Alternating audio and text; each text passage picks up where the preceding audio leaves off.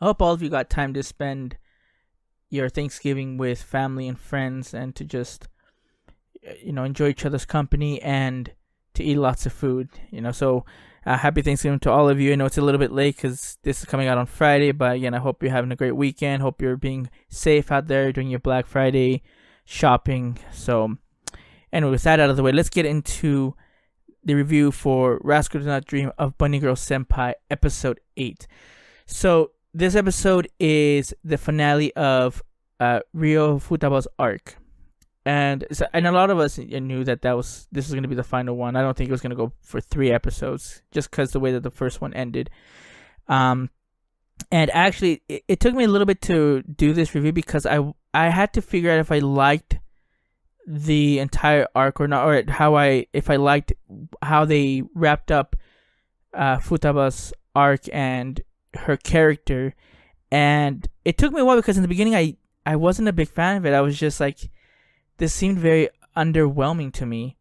But as I watched it again and just kind of thinking about it, it was actually this was perfect. I think this ended great and just showed a great reflection of her character and how they wanted her to be at the end of it.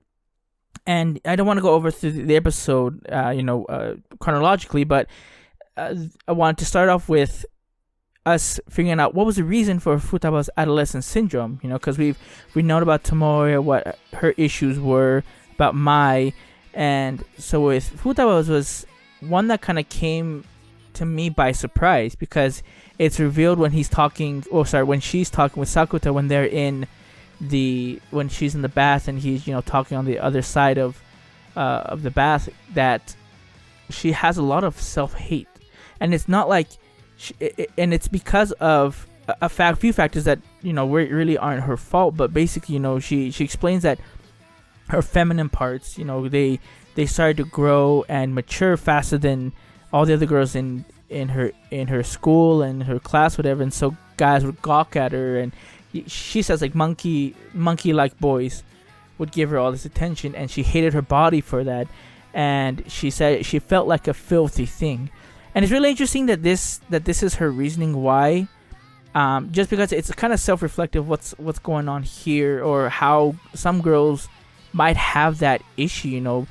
Guys might be like, oh no, she has like a nice body and all that, but she might not feel that same way because of that attention that she gets with her body, which again is not anything wrong on her end, because like if you look at it, she doesn't even she doesn't go out there to seek attention. Like she doesn't flaunt any of her anything physical of her. She's always wearing a lab coat. She's always very conservative, at least that's what it looks like. How they're drawn and everything might be a little bit different, but she's a very conservative person, and so for her to still get those stares, that's why she has that self-hatred.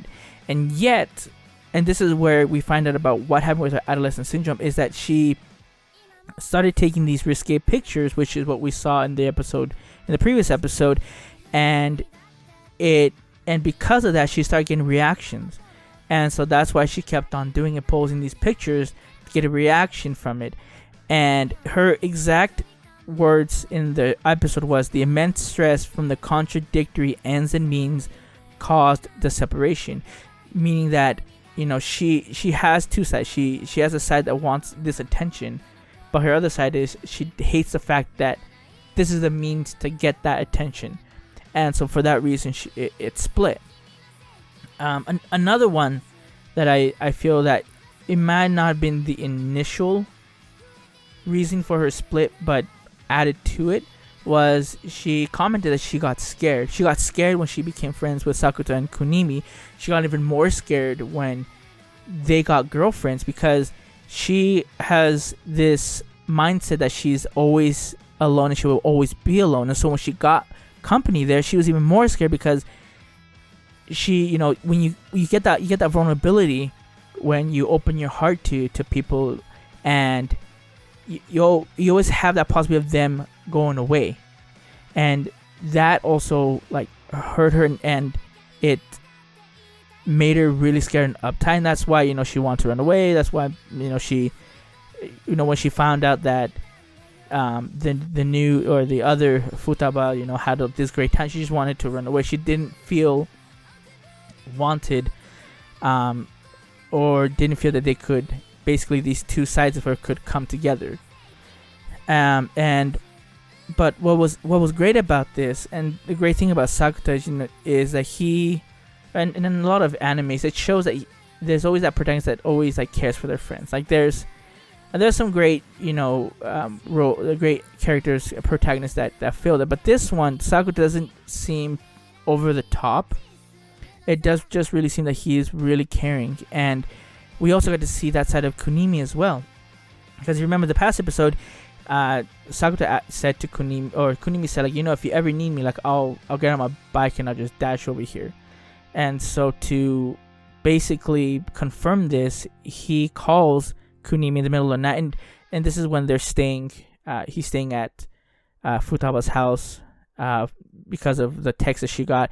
But then he comes all the way to the station, and then they spend this great night, lighting up fireworks and basically assuring that despite them having other people that are very close to them, like aka their girlfriend, that they still have this dedication to the friendship with Futaba, and that's never gonna go away.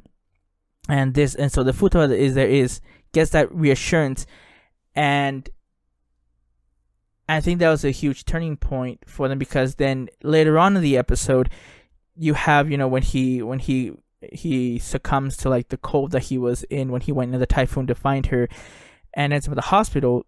She takes a huge step where she calls up I believe it was the other Futaba. Yeah, it was the other Futaba, and basically says, I want to go to the festival too. Basically, her getting rid of her fears and wanting to embrace the relationships that she has with her friends, and she disappears. And so now there's just one. Now, it's not really clear of what exactly happened, if it was just they kind of combined together, or if she just that Futaba was the one that they wanted to separate, that the original Futaba wanted to separate, and then after that there's no need for that timid or fearful part of her, and that's why he disappeared. I'm not entirely sure, because it's not too clear on that, but I do feel that they did combine again, but without those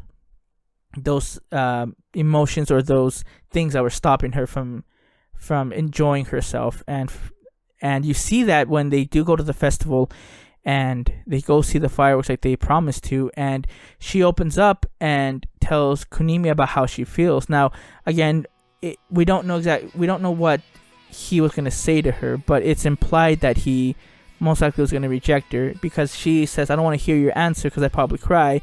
And also she also tells him to make up with his girlfriend as soon as they can, and he's like, yeah, I guess I will. So I mean, I don't know where that's going. I'm hoping, like I said,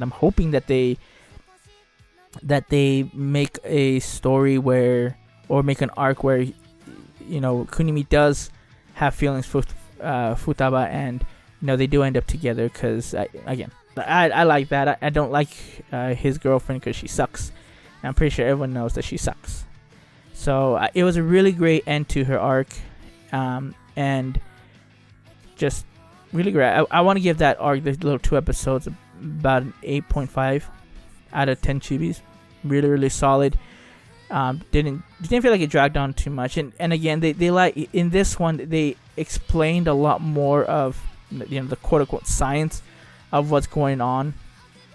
Which I did like, and some of you don't really have to, and it's not like way complex, but some people just might not like that too much. But I enjoyed it, just for them to put some sort of just more clarification on what's going on, trying to put quote unquote real life application to it, of how it works.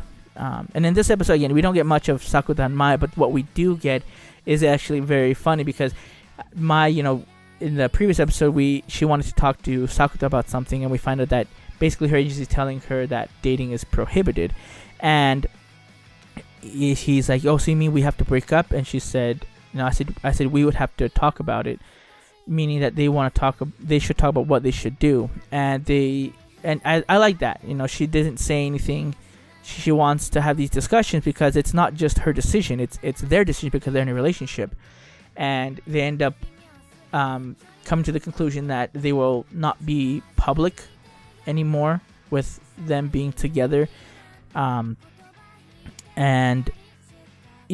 so they might not see each other as much as they have before. But she does end up in the hospital either way when he falls after being, or faints after being, exposed to the cold and the rain for so long. So again, she, even though they're not supposed to be public, or that's what they agreed on, like, she's still there, still the number one girl, 10 out of 10, greatest thing, my forever.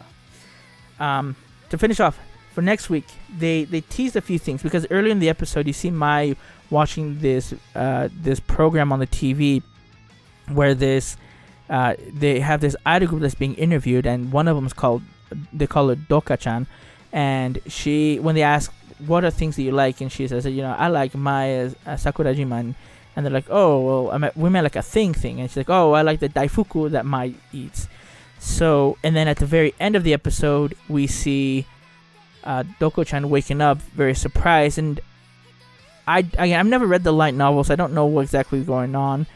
I know there's some stuff that you can find that tells you how her and Mai are connected, but it doesn't go much into what's going to go happen in this arc. What I think is happening, what I think is that they've switched bodies. So I think the one when you see Doka-chan waking up, it's actually Mai in the body, and that's why she's surprised. She's like, what the heck? Why am I in this body? But again, we have to wait for next week to see if that is the case. So anyway, this is the review for episode 8 of Rascal Does Not Dream of Bunny Girl Senpai. Let us know what you think about these videos. Leave a like and a comment, and subscribe to us, please. Please. I'm just kidding. No, just subscribe to us if you like our content. We do videos of everything and anything, anime or video game related, or even hardware related. So thanks for listening. This is David the Smash Fan, and this is Chibi no Podcast.